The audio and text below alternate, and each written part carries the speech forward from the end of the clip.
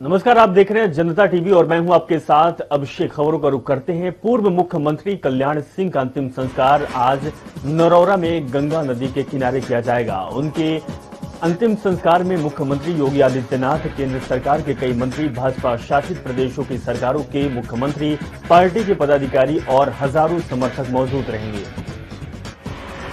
कल्याण सिंह के पार्थिव शरीर को अलीगढ़ के अहिल्याबाई होलकर स्टेडियम में रखा गया था। उनके अंतिम दर्शन के लिए लोगों ने जनसैलाब उमड़ पड़ा। पार्थिव शरीर पहुंचते ही लोग सूरज चांद रहेगा जब तक कल्याण सिंह का नाम रहेगा इस तरीके का नारा लगा। साथ ही कल्याण सिंह को श्रद्धांजलि दी गई। पीएम मोदी, मुख्यमंत्री योगी आदित्यनाथ ने रविवार को पूर्व राज्यपाल कल्याण सिंह के पार्थिव देह का अंतिम दर्शन करने के बाद उनको श्रद्धांजलि दी। कल्याण सिंह को श्रद्धांजलि देने के बाद प्रधानमंत्री मोदी ने कहा कि कल्याण सिंह ने देश के उज्जवल भविष्य के लिए खुद को समर्पित किया। पूर्व मुख्यमंत्री और राजस्थान के पूर्व राज्यपाल कल्याण सिंह का शनिवार को रात 9:15 बजे लखनऊ स्थित पीजीआई में निधन हो गया। वे 89 साल के थे और पिछले काफी समय से बीमार चल रहे थे, जिसके बाद उनका निधन हो गया। उत्तर प्रदेश के पूर्व सीएम कल्याण सिंह का पार्थिव शरीर अतरौली के पीडब्ल्यूडी गेस्ट हाउस में रखा गया। दोपहर 3 बजे नरौरा में गंगा नदी के तट पर अंतिम संस्कार किया जाएगा। कल्याण सिंह का पार्थिव शरीर अतरौली के पीडब्ल्यूडी गेस्ट हाउस में लाया गया। यहां भी समर्थक कल्याण सिंह के अंतिम दर्शन के लिए आए। इस दौरान अतरौली में भी समर्थकों को काफी भीड़ देखनी पड़ी। कल्याण सिंह के अंतिम दर्शन के लिए गृह मंत्री अमित शाह, स्मृति ईरानी, मध्य प्रदेश के मुख्यमंत्री शिवराज सिंह चौहान और उत्तराखंड के मुख्यमंत्री पुष्कर सिंह धामी अतरौली पहुंचे। कल्याण सिंह के अंतिम संस्कार में सीएम योगी आदित्यनाथ सहित बीजेपी शासित प्रदेशों की सरकारों के मुख्यमंत्री, पार्टी के पदाधिकारी और हजारों समर्थक भी मौजूद रहेंगे। कल्याण सिंह का जन्म 5 जनवरी 1932 को हुआ था। 1991 में वो पहली बार उत्तर प्रदेश के मुख्यमंत्री बने। दूसरी बार वो साल 1997 से 99 तक मुख्यमंत्री रहे। कल्याण सिंह के मुख्यमंत्री रहते हुए 6 दिसंबर 1992 को बाबरी मस्जिद विध्वंस की घटना हुई थी। बाबरी विध्वंस के बाद उन्होंने अपने मुख्यमंत्री पद से इस्तीफा दे दिया था। बुलंदशहर से बीजेपी से सांसद बने थे। वहीं आगे चल के कल्याण सिंह ने साल 2009 में बीजेपी छोड़ समाजवादी पार्टी ज्वाइन कर ली थी। 2010 में कल्याण सिंह ने अपनी पार्टी जन क्रांति पार्टी भी बनाई थी। समाजवादी पार्टी के अध्यक्ष अखिलेश यादव ने एक बार फिर बीजेपी पर हमला बोला। अखिलेश यादव ने कहा कि बीजेपी के अन्याय के शिकार सभी लोग, भ्रष्टाचार, महंगाई से जनता की कमर टूट चुकी है और लोग परेशान हैं। अखिलेश यादव ने कहा कि समाजवादी पार्टी जन आकांक्षाओं के पूर्ति के लिए प्रतिबद्ध है। इसके अलावा समाजवादी पार्टी ब्राह्मण एजेंडे को धार देने के लिए अक्टूबर के अंत तक लखनऊ में 108 फीट की भगवान परशुराम की मूर्ति लगवाने जा रही है। पूर्व केंद्रीय मंत्री सलमान खुर्शीद ने कहा कि यूपी में कांग्रेस के मुख्यमंत्री का चेहरा का फैसला पार्टी के राष्ट्रीय महासचिव प्रियंका गांधी करेगी। उन्होंने कहा कि उत्तर प्रदेश में कांग्रेस पूरी ताकत के साथ चुनाव लड़ेगी और जीतेगी। पूर्व केंद्रीय मंत्री सलमान खुर्शीद ने कहा कि पार्टी प्रियंका गांधी के नेतृत्व में मौजूदा सरकार की नीतियों के खिलाफ आवाज उठाएगी और लोगों को जोड़ने के लिए कांग्रेस लोगों से संपर्क करेगी। शिया मुस्लिम धर्म गुरु कल्वे जवाद ने तालिबान को लेकर बड़ा बयान दिया। उन्होंने कहा कि अफगानिस्तान को तालिबान से बचाने के लिए पूरी दुनिया को तालिबान के खिलाफ एकमत होना पड़ेगा। तालिबान का राज इंसानियत के खिलाफ है। मुस्लिम धर्मगुरु कल्वे जवाद ने कहा कि पूरी दुनिया इस समय अफगानिस्तान की ओर देख रहा है, फिर भी तालिबान को पस्त करने की नहीं सोची जा रही। समय रहते तालिबान के खिलाफ खड़ा न हुआ गया तो आगे वो बहुत मारकाट मचाएगा। कल्वे जवाद ने कहा कि तालिबान एक ऐसा संगठन है जिसमें इंसान नहीं जानवर है। वहीं उन्होंने कहा कि तालिबान ने ही पाकिस्तान के स्कूली बच्चों पर आतंकी हमला किया था। संगम नगरी प्रयागराज के कछारी इलाके में बाढ़ हटने के साथ साथ डेंगू और मलेरिया ने पांव पसारना शुरू कर दिया है। प्रयागराज में डेंगू के 2 और मरीज मिलने से मरीजों की कुल संख्या 10 हो गई है। 20 दिनों में डेंगू के 10 मरीज मिलने से प्रशासनिक महकमे में हड़कंप मचा हुआ है। जुलाई से अब तक मलेरिया के 17 मरीज सामने आ चुके। डेंगू के लिए अगस्त से लेकर अक्टूबर तक मुफीद समय होता है, जिसके लिए दवाओं का छिड़काव किया जा रहा। लोगों की सावधानी बरतने की निर्देश भी जारी किया गया है। उत्तर प्रदेश में मौसम विभाग ने 23 से 25 अगस्त के बीच पूर्वी यूपी में भारी बारिश की संभावना जताई। प्रदेश में कई जगहों पर हल्की बारिश देखी गई। मौसम विभाग के निदेशक जेपी गुप्ता ने बताया कि अगले 3 दिनों तक इसी तरीके से मौसम का मिजाज बदला हुआ रहेगा और भारी बारिश भी हो सकती है। भारतीय जनता पार्टी के नगर विधायक गौरीशंकर वर्मा का उरई मुख्यालय के मुस्लिम बहुल क्षेत्र बंजरिया में जोरदार स्वागत किया गया, जहां उन्होंने लोगों का आभार व्यक्त करते हुए कहा कि लोगों की समस्याएं जाने शीघ्र ही उसका निराकरण करने की बात भी कही गई। यूपी सरकार के कोविड-19 तहत जारी गाइडलाइन में छूट देने के साथ ही द्वारिकाधीश मंदिर में दर्शन का समय बदल दिया गया। आज श्रद्धालु 8 झांकियों के दर्शन कर सकेंगे। कोरोना संक्रमण की दूसरी लहर उत्तर प्रदेश में अब लगभग थक चुकी है। बीते 24 घंटे में 1,97,910 लोगों की कोरोना जांच हुई, जिसमें मात्र 19 ही नए मरीज सामने आए। उत्तर प्रदेश में कुल संक्रमित मरीजों की संख्या 373 रह गई। प्रदेश में कोरोना वायरस का संक्रमण कम होने के बावजूद बचाव के सभी उपाय सख्ती के साथ किए जा रहे। वहीं कोरोना के लक्षण वाले लोगों की पहचान के लिए अब मेडिकल टीमें घर घर जाकर स्क्रीनिंग कर रही है।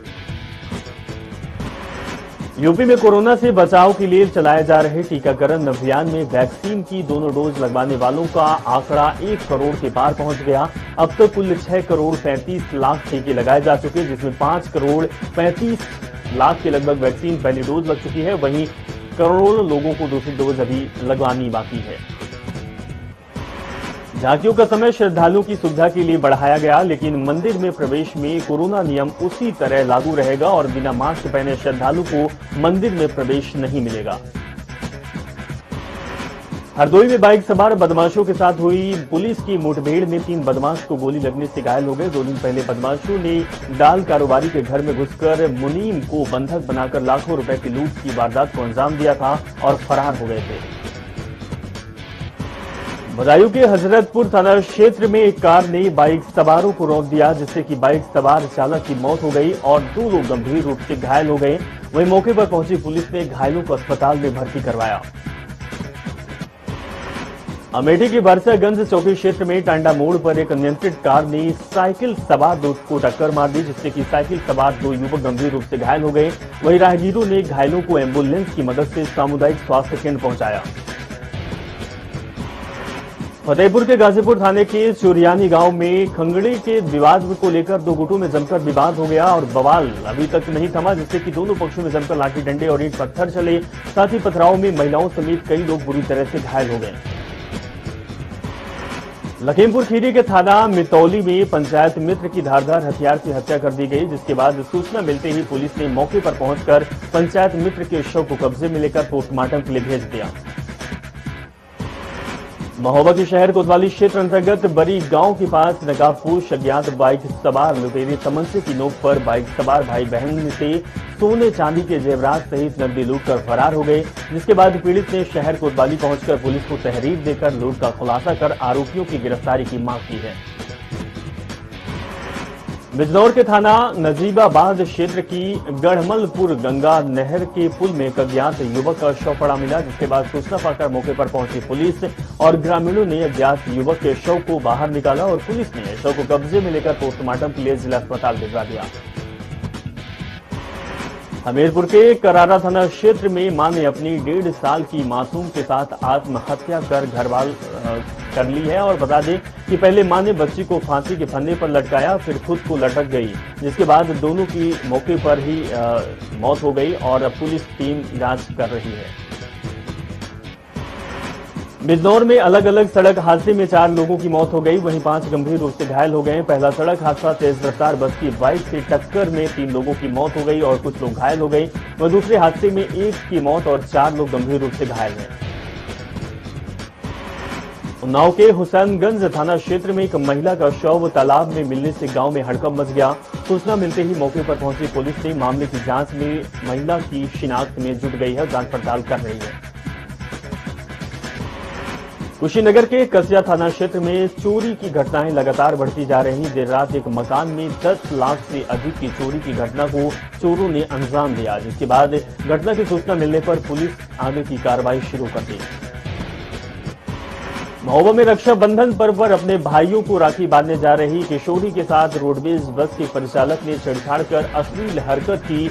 पीड़िता की तहरीर पर पुलिस ने मामला दर्ज कर आरोपी की तलाश शुरू कर दी।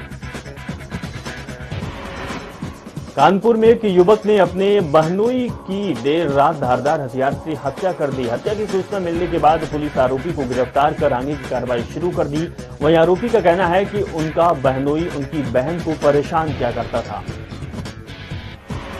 रायबरेली के शहर कोतवाली क्षेत्र में राखी बांधने मायके जा रही महिलाओं से उचक्कों ने भीड़ का फायदा उठाकर सोने की चेन और मंगलसूत्र उड़ाकर फरार हो गए, जहां पुलिस की सक्रियता भी कोई काम नहीं आई।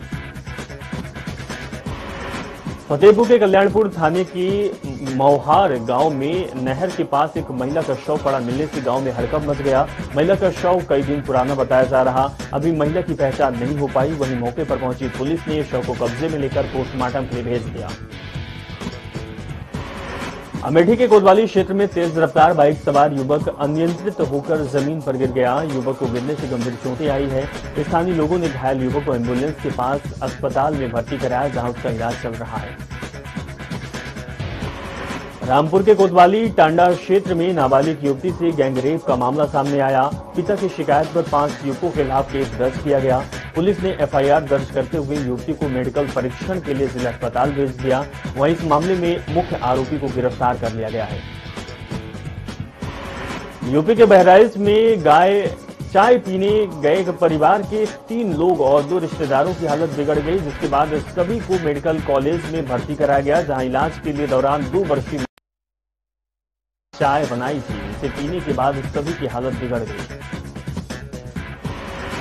उत्तराखंड विधानसभा का मानसून सत्र आज से शुरू हो गया। सत्र के पहले दिन दिवंगत विधायकों को सदन में श्रद्धांजलि दी गई। सत्र के दौरान कोविड प्रोटोकॉल का पालन कर विधायकों के बैठने के साथ सुरक्षा व्यवस्था को लेकर पुख्ता इंतजाम किए गए। धामी का बतौर मुख्यमंत्री ये पहला विधानसभा सत्र है। वहीं संसदीय कार्य मंत्री के रूप में वंशीधर भगत के ऊपर सदन में सरकार का पक्ष रखने की बड़ी जिम्मेदारी होगी, जबकि नेता प्रतिपक्ष बनने के बाद प्रीतम सिंह के लिए पहला सत्र है। उत्तराखंड मानसून सत्र को देखते हुए देहरादून में विधानसभा भवन के 300 मीटर दायरे में धारा 144 लागू कर दी गई। जिलाधिकारी डॉक्टर आर राजेश कुमार की ओर से निर्देश जारी कर दिया गया। वहीं आदेश का उल्लंघन करने पर धारा 188 के अधीन दंड दिया जाएगा। विधानसभा क्षेत्र के आसपास धारा 144 लागू है। वहीं उत्तराखंड कांग्रेस, आम आदमी पार्टी और यूकेडी सदन के बाहर प्रदर्शन की चेतावनी दे चुके हैं। साथ ही कई मुद्दों को लेकर विपक्ष ने विधानसभा घेराव की भी बात कही थी। कांग्रेस के राष्ट्रीय प्रवक्ता पवन खेड़ा हल्द्वानी में मीडिया से मुखातिब होते हुए उन्होंने कहा कि राज्य सरकार पर जमकर हमला वाला और कहा कि उत्तराखंड में डबल इंजन की बात सुनने वाला कोई नहीं है। कांग्रेस के राष्ट्रीय प्रवक्ता ने कहा कि जनता इस बार भाजपा की बातों में आने वाली नहीं है। जनता से जुड़े मुद्दे जिसमें कि किसान, अर्थव्यवस्था, महंगाई का मुद्दा शामिल है, उनको लेकर कांग्रेस 2022 के इस विधानसभा चुनाव में आएगी। उत्तराखंड में बीते 24 घंटे में 12 नए कोरोना संक्रमित मिले। वहीं एक की मरीज की मौत हुई है, जबकि 16 मरीजों को ठीक होने के बाद घर भेजा गया। उत्तराखंड में सक्रिय मामलों की संख्या घटकर 317 पहुंच गई। स्वास्थ्य विभाग की ओर से जारी बुलेटिन के अनुसार 6 जिलों अल्मोड़ा, चमोली, चंपावत, हरिद्वार, पौड़ी और टिहरी में एक भी संक्रमित मरीज सामने नहीं आया। प्रदेश में अब तक कोरोना के कुल संक्रमितों की संख्या 3,42,749 हो गई, जिनमें से 3,29,000 से ज्यादा लोग ठीक हो चुके हैं। प्रदेश में कोरोना के चलते अब तक कुल 7,377 लोगों की जान जा चुकी है। देहरादून में आज टीकाकरण कार्यक्रम की शुरुआत हो रही है। इस मौके पर स्वास्थ्य मंत्री डॉक्टर धन सिंह रावत ने बताया कि इस कार्यक्रम के तहत प्रदेश भर में 2 लाख लोगों को वैक्सीन लगाई जाएगी और उन्होंने आगे कहा कि अभी तक 78 लाख लोगों को वैक्सीन लग चुकी है। चलिए ताबड़तोड़ खबरों में बस इतना ही और खबरों के लिए आप देखते रहिए जनता टीवी। नमस्कार।